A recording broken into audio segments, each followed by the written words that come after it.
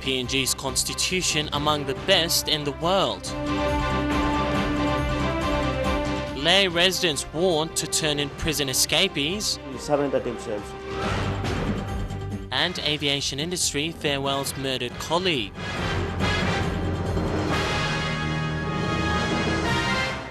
This is National EMTV News with Tokana Hasavi.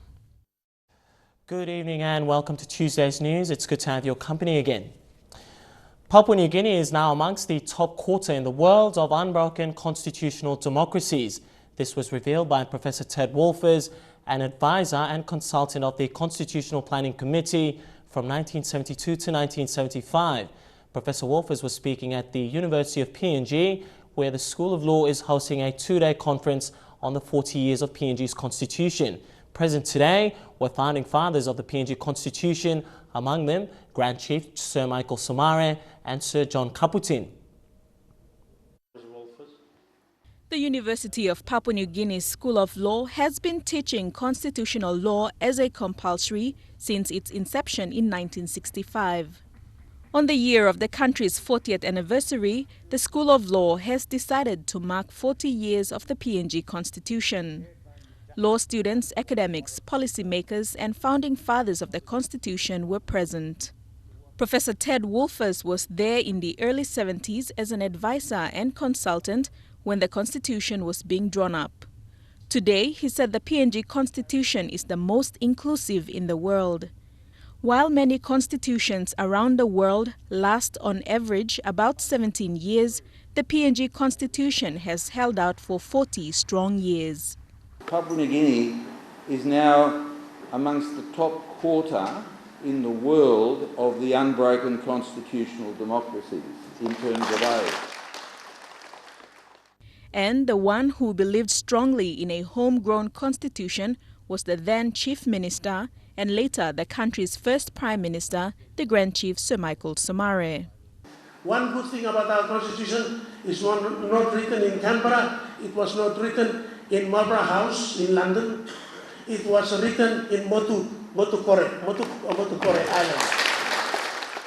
Senior statesman Sir John Kaputin reflected on the days before the Constitution and the challenges that existed then.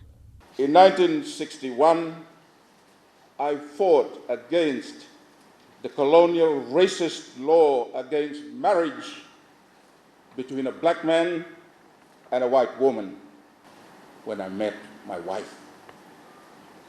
The founding fathers acknowledged those who contributed to the formation of the Constitution. Despite notable threats like the first vote of no confidence that saw Sir Michael replaced, the 1997 Sandline affair, and the 2012 impasse, Professor Wolfers said he is always impressed at the willingness of PNG politicians to allow constitutional continuity. The PNG Constitution was homegrown, not imposed from outside authorities, not negotiated over the table by the former regime, and not a law of the former colonial country. There was wide consultation with over 100 public meetings around PNG where people spoke freely about what they believed needed to be included in the national constitution. Deli Waigeno, National EMTV News.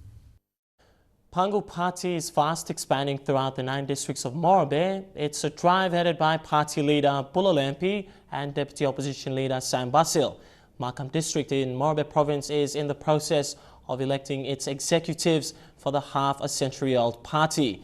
National Coordinator Kay Takiseng was in Makam last Saturday to formalize the 3 elected coordinators witnessed by people from Makam.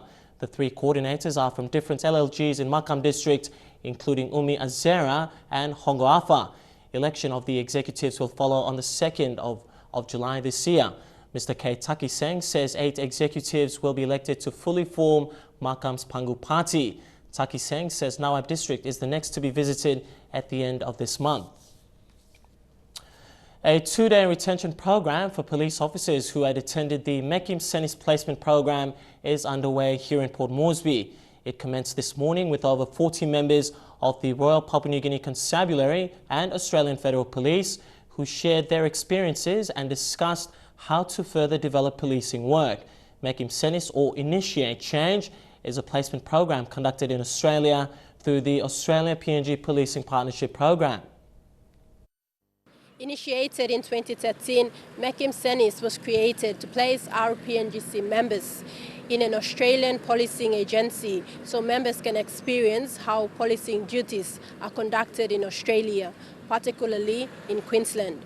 However, for this retention program, previous participants of Mekim Senis gathered here at the Boroko Police Station and discussed on how they can use the techniques they have learned from the previous program to use in their operational units. So hosting members of the constabulary for the duration of this program has not only been beneficial to show them the experience of policing in Australia, but also Australian police gaining experience from their dealings with members of their community. NCD Metropolitan Superintendent Andy Bawa said changes were evident when these participants returned from their placements.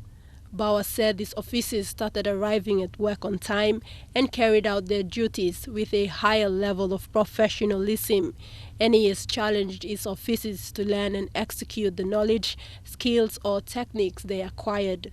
Basically for them to see a different policing concept and to see how they do things better.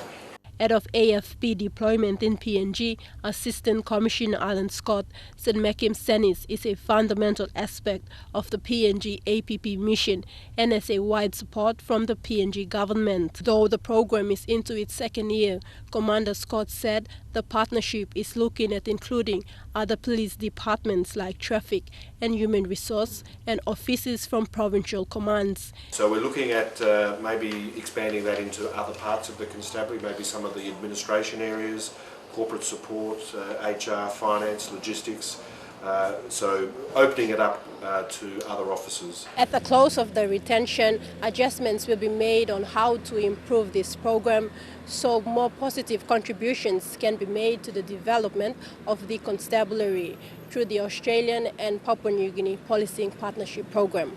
Tekla Gunga, National EMTV News.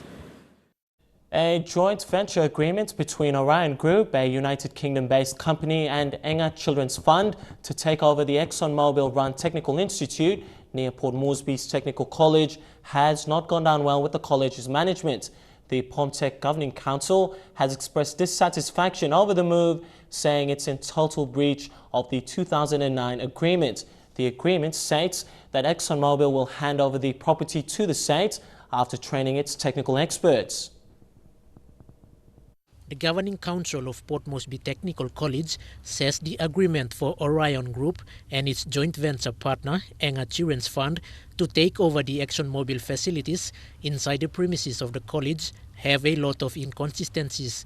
In 2009, an agreement was signed by the then Esso Highlands Managing Director, Peter Graham, and the then Education Minister, James Marape, allowing the return of the Exxon Construction Training Facility to the state. The agreement's expiry date was in June 2014, but to date, the college claims they are being sidelined in negotiations. There's movement in there that POMTEC is not aware of. POMTEC management and the Governing Council is very happy to have competition from service providers. However, we as an interested party need to benefit from the facility as it is on our land. The college submitted its proposal last year to take over the facilities. However, the National Executive Council preferred submissions made by Orion Group and the Enga Children's Fund. They claimed proper processes were not followed, urging the government to reconsider its decision. Port Moresby Technical College has plans to develop into a polytechnical college with interest in the state-of-the-art facilities built by ExxonMobil. Members of the Governing Council expressed dissatisfaction in a media conference today. We are of concern now that this is happening. I believe that it's unfair. The government has got to review and rescind this decision and hand this facility back to Port Moresby Technical College. POMTEC is the custodian of this 5.2 hectares of state land occupied by ExxonMobil training facility. If these facilities were given to Orion Group and Enga Children's Fund, the government will have to allocate a 30 million kina to develop POMTEC into a polytechnical college. Port Moresby Technical College was the first technical institution in PNG, built in the 1960s. Today, it has over 500 students. It has plans to progress into a polytechnical college in the near future. However, the future goal of this institution looks gloomy over this unfortunate decision. Quinten Alomb, National EMTV News. Meanwhile, ExxonMobil, developer of the PNG LNG project, says the training facility was handed to the national government last year as per the agreement. Company's media and communications manager, Anne Rex, says the decision in relation to the facility is purely a matter for the government. The inauguration of the third Bougainville House of Representatives marks a significant step forward in the implementation of the Bougainville Peace Agreement. This is also vital to peace building on the island of Bougainville. Acting Prime Minister Grand Chief Leo Dion says this marks the opening of the window of opportunity for holding the guaranteed referendum on Bougainville. We now join our journalist in Buka, Fabian Hakalitz, with tonight's special report on the formation of the third House of Representatives in Bougainville. It's a new dawn for Bougainville as it commemorates its 10th anniversary of autonomy since formed in 2005. Another achievement today is the swearing in of its new elected members into the third Bougainville House of Representatives. The two flags, PNG National and Bougainville, were raised at the Buka airport that welcomed the high-powered delegation led by Acting Prime Minister Grand Chief Leo Dion into the autonomous region of Bougainville. Accompanying the delegation were some of the country's founding fathers, Grand Chief Sir Michael Somare, Sir Rabi Namaliu and Sir John Caputin. At the Bougainville House of Representatives, the 40 newly elected members took their oath before Chief Justice Sir Salamo India. Witnessing the swearing-in was Acting Prime Minister Grand Chief Leo Dion, national government representatives, foreign mission representatives and the people of the autonomous region of Bougainville. The third house is led by President Chief Dr. John Momes. The 10th anniversary celebrations continued at Hujana Oval in Buka.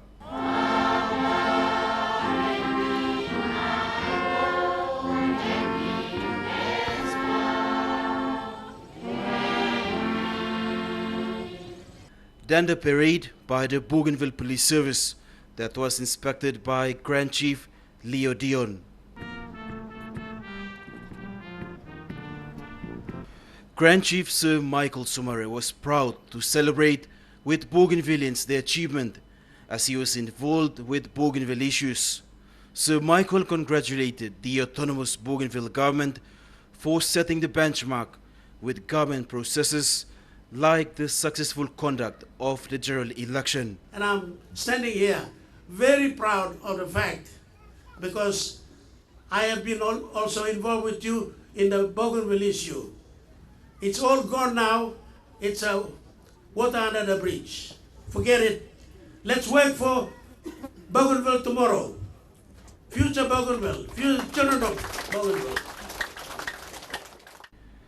With the referendum signpost, President Chief Dr. John Momes is adamant both governments will work together under the Bougainville Peace Agreement to prepare for the referendum. But the real preparatory work begins now with the election of the third ABG. Key issues remain to be negotiated, including the referendum date and the questions to be asked in the referendum. The financial resource available to us will of course have a huge impact on what the third ABG House can achieve. Momes pointed out the need for more coordinated planning of use of fiscal resources of the ABG, national government, donors and Bougainville MPs. Limited coordination causes confused objectives, overlap and even waste. I propose developing a new mechanism for consulting the national government, MPs and donors so as to agree both development goals under a rolling plan and what aspects of the plan each will fund. The acting Prime Minister retold the story of Bougainville being accorded the highest form of autonomy under the PNG Constitution. How the rest of Papua New Guinea arranges itself is that in the near future will certainly look towards Bougainville's experience as a reference point. The ideal scenario, whether one calls it autonomy, greater power sharing, or something else, is for the meaningful participation of the greatest number of people in their own government. The overriding objective of the Bougainville Peace Agreement, the people of Bougainville and Papua New Guinea, including the wider international communities, is to continue support and maintain peace in the lead-up towards referendum. We need to work together to ensure that we must create a conducive environment within which all Bougainvilleans can exercise their guaranteed right to decide on their future. Grand Chief Sir Michael Sumare was recognized for his contribution to Bougainville and in return was presented with 4 pigs and food by the Nissan Islanders as a sign of thank you.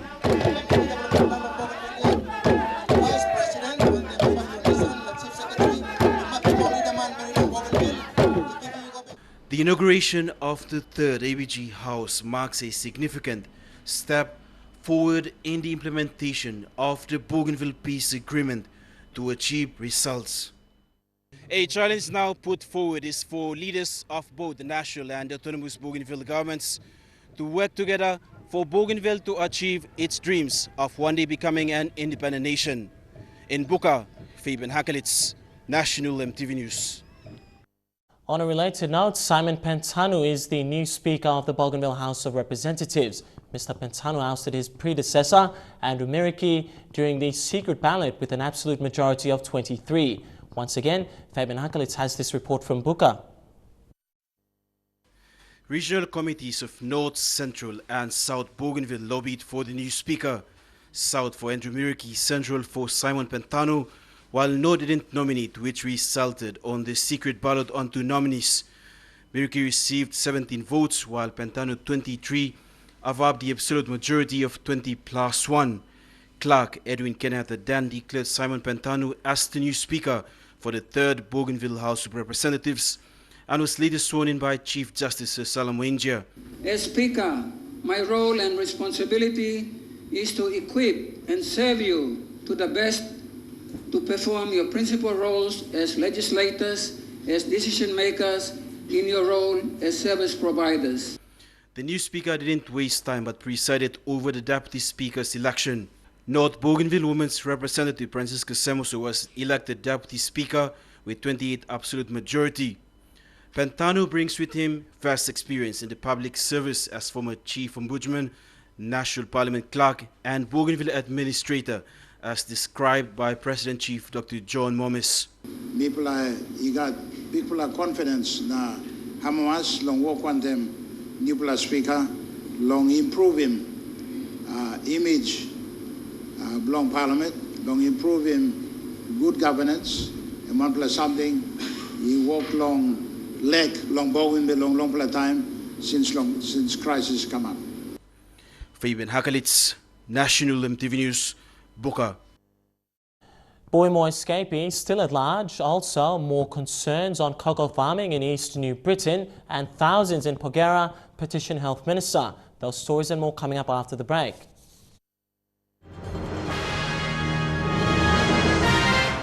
Good to have you back with National EMTV News. Lae's Metropolitan Superintendent Ivan Lakatani has issued a warning to family and friends harbouring more than 60 prison escapees to turn them in or immediately face harbouring charges. So far, only 9 out of the 68 prisoners have been recaptured. Those still at large include a former Bumayong student who was involved in the murder of another in a school fight last year, as well as those imprisoned for the Black Cat Trail murders in 2013. Lae police are continuing a joint operation with CS officers to recapture more than 50 prison escapees. Apart from the 9 initially captured, there's been limited success. Police believe many may have already left for rural districts where police presence is limited and monitoring is difficult. Today, Lae's Metropolitan Superintendent issued a strong warning to members of the public Anyone caught giving shelter to those who escaped will be arrested and charged. So my appeal to them is to voluntarily surrender themselves, and parents to make sure, because if anyone found to be harboring these criminals, they will certainly be charged with harboring. And these are the faces of just some of the 50-plus prisoners who escaped. Police are appealing to the public for support to aid their capture. So out of that 68, 16 are convicted prisoners of various crimes such as robbery, murder, rape, and all other cases. 41 are national court remandees. These are detainees who have been committed to stand trial in the national courts. One of the escapees is Henoma Bulak, a former Bumayong student imprisoned for murdering another student last year during a school fight. Another, Adam Ngandang, held in remand for one of the 9 armed robberies that happened in Lae last month. Also, after 9 armed robberies, police have reorganized their operations to prevent further robberies. 6 members of the gang that targeted electronic shops in Lae City have been arrested. Police are also seeking more evidence to convict the owners of the PMVs involved in the robberies. Scott White, National MTV News, Lae. The language used to teach early learning has a huge impact on children's perception of themselves and the world around them. This is one of the many discussions that is underway at the 49th Annual Linguistics Conference in Port Moresby. The 3-day workshop, which has participants from around the world and around the country, will end tomorrow. The theme of the conference is promoting education language for sustainable development. PNG's recent education shift towards an English-only approach came under discussion. Some academics believe that in a country with a rich language diversity, this emphasis and value that is placed on a foreign language has and will continue to put PNG children at a disadvantage. Professor Nick Faraklas shares this view and says from his experience working in PNG and in other countries where first languages are not English, he says an English-only approach will stop a majority of PNG communities, parents and the children themselves from participating meaningfully in their education. The best way to get the children to learn English is to go through talk place first. So once the students get a good foundation in their own talk place, they have much more control of their situation and they can come to English from a position of strength. Professor Faraklas believes that an English-only education has far-reaching consequences for PNG as a nation. So when we talk about indigenous people, we talk about control and sovereignty. Indigenous people are used to having control over their land, but also the education process in their communities. And when we do English only, we're taking that control away. And when we take that control away, we see all of the unfortunate consequences that are so evident in Papua New Guinea today. Associate Professor Patricia Paraide was involved in the beginnings of PNG's education reform. She was part of the National Facilitating and Monitoring Unit. Paraide believes the poor results of that reform is not because the vision was wrong. She says it was because not enough funding was given towards the effective training of bilingual and multilingual teachers. What I know from research is that when vernacular education was introduced and implemented, there was no support for the teachers. They are the key. They are the key to the success of any program in the schools. They have to be well prepared. They have to be supported during the implementation process, and that process has got to be monitored so that if there are weaknesses, interventions can be brought into strengthening. That didn't happen. Sarah Aupong, National MTV News. Over 5,000 people have signed a petition for Health Minister Michael Malabak to intervene and assist the Payam General Hospital in Pogera, Enga Province. The hospital was closed earlier this month after outstanding funds of over 10 million kina were not released by relevant agencies to support the operational costs of the hospital. The closure of the hospital has caused 1 death and hundreds are now seeking medical treatment outside of Pogera Valley. Women leaders in Pogera are now calling on the national government to assist as this issue is affecting mainly women and children in Pogera district.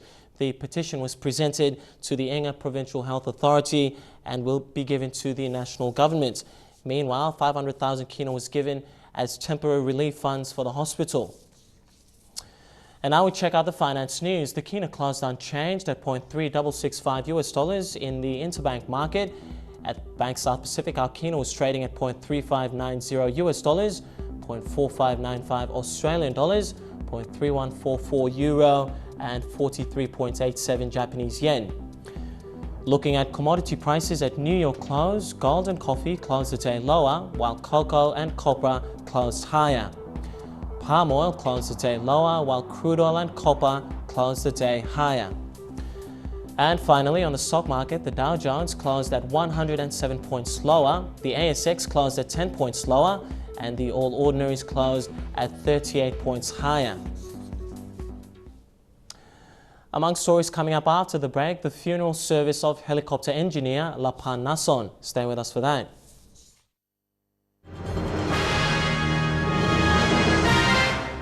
Welcome back to the news. The aviation industry is deeply saddened by the unfortunate passing of late John Lae Nason. Helifix Chief Executive Robert Agarobe says the late John was instrumental in growing the helicopter industry. A funeral service was held today in Port Moresby before the body leaves for New Ireland tomorrow. The life of late John Lae Nason was shown when family, friends and work colleagues gathered this morning for his funeral service at the Sionikami United Church. It was an emotional moment for late John's family, including colleagues in the aviation industry, an industry he worked for and built his career in life. Schoolmate and close friend Robert Agarobe described late John as a man who prioritized safety in the aviation industry. From industry, we have the growth of a very talented engineer, and the industry is shocked at the manner he was killed. We now hope to raise more awareness in the aviation industry, beginning the next Civil Aviation Industry CEOs conference to be held later this year. Agarobe condemned the attack which led to late John's passing, but says the industry has lost a pioneer licensed helicopter engineer. Son Nathan described his father as loyal and a man of values. Each of you here had your own relationship with my father. Each of you had your own set of memories. Person in his own right, having met and graduated in the first Papua New Guinea, and might I say, New Ireland, to be issued to the licensed aircraft maintenance engineer. Late John was attacked at his residence at Badili on June 6th and died 2 days later at the Port Moresby General Hospital. Main suspect and businessman Justin Parker is facing a murder charge and has applied for bail while being detained at the Boroko cells. Late John's body will be flown to New Ireland tomorrow and laid to rest at his home village of Taskul. Jack Lapave Jr. National EMTV News. Governor General Grand Chief Sir Michael Oghio today welcomed the new Fijian High Commissioner to Papua New Guinea. He is retired Commodore Esala Teleni. The new High Commissioner said Fiji is grateful for the understanding and support of the PNG government and its people during the transitional period that Fiji went through to enable the democratic government that it now has. In response, Sir Michael Oghio reaffirmed PNG's commitment to regional solidarity. He says PNG looked forward to welcoming Fiji to attend the Pacific Games in July and the 46th Pacific Islands Forum in September, which PNG is hosting on its 40th independence anniversary. A study in New Zealand roadshow was held over the weekend here in Port Moresby. Development Program Coordinator Education with the New Zealand High Commission, Ramthi Gime, says 6 academic institutions were part of the roadshow. At the Laguna Hotel, academic institutions from New Zealand were part of an educational roadshow to promote their respective programs and courses. Organized by the New Zealand High Commission, 6 of the 10 contracted institutions interacted with potential candidates. Young and interested candidates asked representatives questions about the various programs, including the New Zealand Pacific Scholarships and the Short-Term Training Awards. The New Zealand Pacific Scholarships recognizes the close personal, cultural and economic ties that New Zealand enjoys with other Pacific countries, including Papua New Guinea. The New Zealand Pacific Scholarships is focused on increasing the number of young students and high academic achievers studying in New Zealand and to build a new generation of Pacific leadership. The scholarships are funded by the New Zealand Aid Program. The New Zealand Pacific scholarships are for both undergraduate and postgraduate studies. Delhi Waigeno, National EMTV News. The floriculture industry has huge potential in sustaining the livelihoods of communities. President of the PNG Cut Flower Association, Mary Sound, says the industry is slowly growing but needs support. Sound said this during the annual PNG Cut Flower Show in Port Moresby this afternoon. It was Cut Flowers Gala at the Port Moresby Arts Theatre with women from all over the country putting on a show on the cut flower industry. Running for the 7th time, the annual PNG Cut Flower Show has again attracted more floricultural groups from provinces around the country. It seems like every year it's getting bigger, beautiful and better. So, and the public have always, like we've extended invitation to them, to come and see what is on display, as well as, they have brought flowers to sell, suckers to sell, and also, just to enjoy and know what is growing in the other provinces. The president of the PNG Cut Flower Association says floriculture has huge economic potential. Potential is big, and the demand is big. Of course, like everyone, as I keep encouraging and emphasizing on growing the market and growing their farm, like not just operating from their backyard, but if you have a big land, you go into, as we call it, mass production. This year's show has again seen the addition of florist groups from New Island, Simbu and Jiwaka. For the Simbu women, it was exciting to see other flower species and go through the process of learning in the making. Or plant unique flower stuff. So plant time, even so go out another province, another country too. So also hide and also stuff. So I'm good working with something. I'm stable. No got on time also go out. Now so beautiful also. But it's not just showcasing the flowers. Florist Jenna Thomas says her family and other families have been financially supported through the selling of cut flowers. Or flower too, man. You got work, helping me too.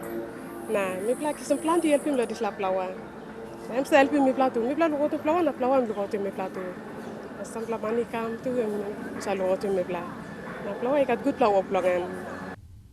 The show will run for the next 2 days with presentations on Friday. Jack Lapave Jr., National EMTV News. Cocoa farmers in Mandres in the inland mining area of East New Britain are disgruntled after an oil palm developer destroyed their cocoa trees without any notice. Most of the farmers who rely on cocoa farming as an income source have been now forced to plant oil palm. Carolyn Kande, a female cocoa farmer, says she makes 3,000 kina in one harvest but had lost all her 500 cocoa trees when the oil palm developers set in. NTV's Edwin Fidelis reports from Kokopo. Carolyn Kande is a female cocoa farmer in the Radingi LLG in the inland mining area of East New Britain province. She owns a little over a hectare of land that she planted with cocoa.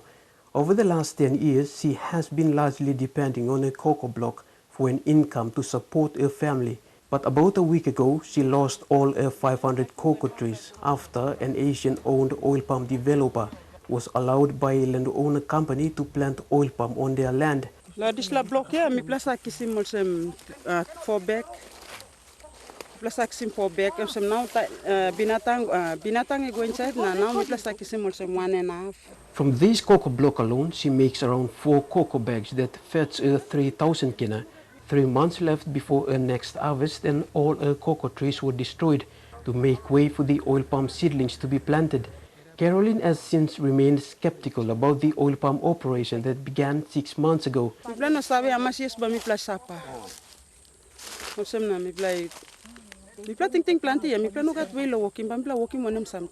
These are some of the hybrid cocoa that she recently planted to replace those that were destroyed during the Cocoa Port Bora incursion in 2006.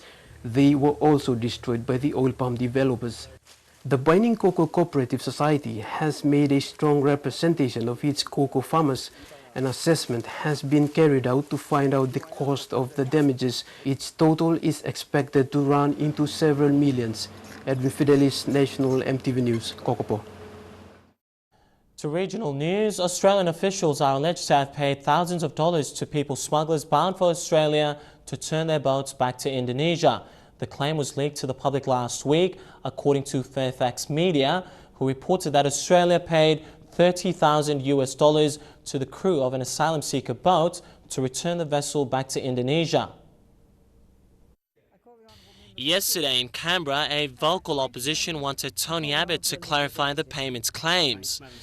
Opposition Labor Party leader Bill Shorten said the refusal to dismiss the reports would bolster the crime of people smuggling. By failing to deny reports that criminal people smugglers could be paid $30,000 if they make it to an Australian vessel, isn't the government providing a cash incentive for these dangerous voyages to take place? According to Reuters, Australian Foreign Minister Julie Bishop and Immigration Minister Peter Dutton last week explicitly said no payments were made to people smugglers, but both declined to repeat the denials during the heated parliamentary debate yesterday. Prime Minister Tony Abbott has also declined to comment, citing operational and intelligence security. The consistent position of this government has been not to comment on the operational details of what There'll be silence on is my necessary list. and what has been done to stop the boat. But this afternoon, a Sri Lankan migrant who was on board the repatriated vessel last week told the shocking tale of how the boat crew was paid by Australian officials and how they survived the trip back to Indonesia. There were 65 migrants on board from Myanmar, Sri Lanka and Bangladesh, which included children and a pregnant woman. The Australian officers brought us to Indonesia's water border, which they could not trespass. As we approached Rhode Island and running out of fuel, the 6 smugglers tried to fight and run away with the money they were paid by the Australians while we tried to stop them. Fairfax Media says the practice of intelligence agency officials paying members of people smuggling networks, including boat crews, goes back to 2010 under the then Rudd government. However, this most recent issue has sparked further tension between Canberra and Jakarta, with the Indonesian government demanding answers as well. National EMTV News continues with Trukai Sports. That's coming up next.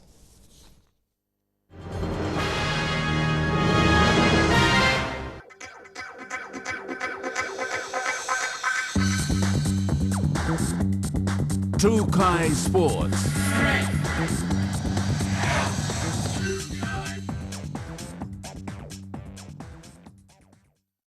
Welcome to Trukai Sports. The All Search Pacific Games baton is now in East New Britain after its tour of Gulf Province. The baton arrived to a rousing welcome from the community. Met at the airport by Governor Ermang Tobainin Jr. and Sepolius Matane, former Governor General of Papua New Guinea, the baton received a rousing welcome by 3 different choirs.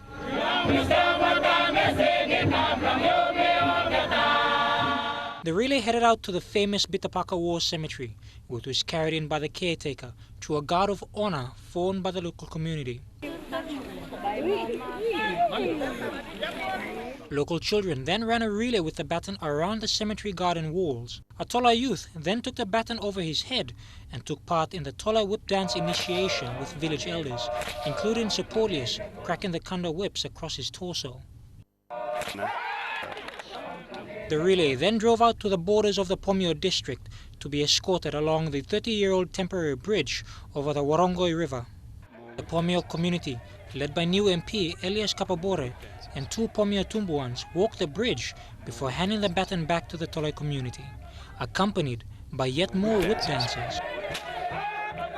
The relay then made a visit to the Kalabon Stadium in Kokopo for the Agma Gures and the visiting team the Snacks Tigers, and the local crowd all went in to see the baton. A formal function, complete with mumu at Rapopo Plantation Resort, completed the day. The Oil Search Pacific Games relay heads out into Simpson Harbour to visit the Duke of York Islands and Old Rabaul Town. The Australian women's sevens team have been granted a golden opportunity to push for Olympic selection when they compete at the Pacific Games, as reported by the Australian Olympic Committee. The Australian lasses are set to bring a higher standard of competition and will certainly challenge the PNG Palais after coming off a successful performance at the Amsterdam Sevens.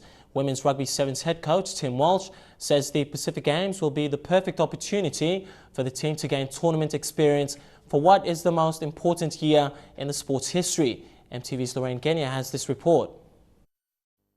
The Australian team have already secured qualification for the Rio Olympics after a victorious performance at both the London and Amsterdam Sevens. The 2015 Pacific Games, however, will provide a platform for the team's selection to Rio.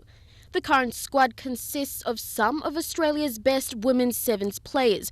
Nicole Beck, 27 years of age, who will captain the team in July, has played in 3 of this year's tournaments in the World Series circuit. A huge surprise. I was just very happy to be going in the first place, to be selected in the team to go and also to captain that team. So a huge honour to be able to carry the flag for Australia. 19-year-olds Brooke Anderson and Tanisha Stanton will also feature in the team, adding a touch of youth to the heavily experienced squad. To take in what the Pacific Games is, and that will leave them in good stead for a year or so's time at the Rio Olympic Games. So it'll be great, I suppose, opportunity to practice what a Games is. With the Aussies expected to bring strong competition posing as a threat to the Pacific Island nations, the PNG Palais will be forced to step up.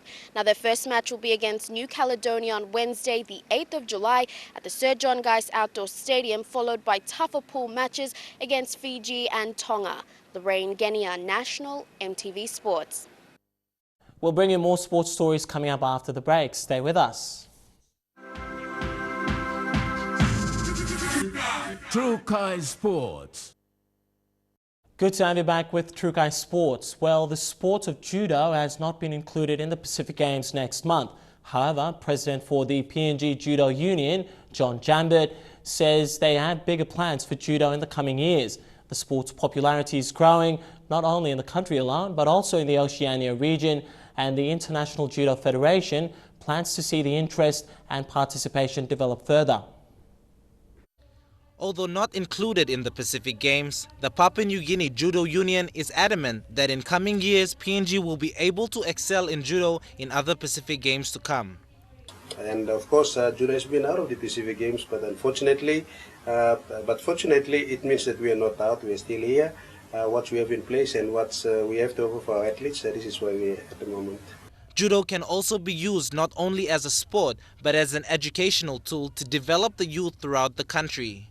Head of Media and Judo for Peace, Nicholas Mersner, believes that the sport of judo teaches valuable qualities to participants. Judo can bring something more than just a physical activity. And it was designed as such. It was designed as an educational tool, using some values, some human and universal values, through a physical activity to develop the mind, and therefore to create and to give the opportunity and the chance to young people to become better citizens. The more people get involved in the sport of judo, the more the union can expand and more talent may be identified. Judo PNG is working closely with the International Judo Federation and the Oceania Judo Union to be able to provide proper development for the sport. Dion Kombang, National, EMTV Sports. The Netherlands will strive to take the home advantage against debutant Papua New Guinea Barramundis in the 4-day first-class Intercontinental Cup in a match which has just kicked off in Amsterdam. This will be the final match of the first round, which earlier saw Namibia defeat Hong Kong and Ireland earn 20 points against the United Arab Emirates. The match between former champions Scotland and Afghanistan was played under poor weather conditions. The ICC Intercontinental Cup is the pathway to Test cricket. Today's match will mark the Netherlands' 7th appearance in the Intercontinental Cup. For PNG, today marks the latest exciting chapter in PNG cricket history as they play their inaugural Intercontinental Cup match. Looking ahead of the historic tie between Netherlands and PNG, the Dutch have been looking forward to hosting PNG for the first time. The Barramundis are a talented side led by Captain Jack Varre, who is going up against an experienced Netherlands side in the likes of Wesley Baresi and Rahil Ahmed, who will sure bring entertainment to the crowd. This is a great year for the Barramundis, and players in the country's first ever Intercontinental Cup will be looking forward to the experience. Ireland is in first place on 20 points, followed by Namibia and Scotland. PNG's 4-day match against Netherlands will declare the standing on the ladder. Elijah Lavette, National EMTV Sports. And that's how we wrap up True Guy Sports tonight. The weather details coming up next. Stay tuned.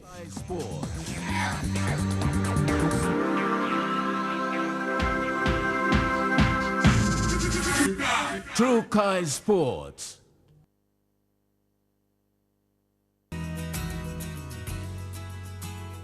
Taking a quick look at the weather forecast for tonight and tomorrow. In southern region, cloudy weather with brief showers expected in Port Moresby. In Momase, all centres to look forward to showers except Madang, brief showers. In the New Guinea Islands, mostly fine and sunny expected in Lorengau. And lastly, in the Islands region, all centres showers, then brief showers. Now, before we go, quickly recapping our main stories again tonight. PNG's Constitution is among the best in the world. Also, Lae Residents warned to turn in prison escapees, and the aviation industry farewells a colleague murdered a fortnight ago.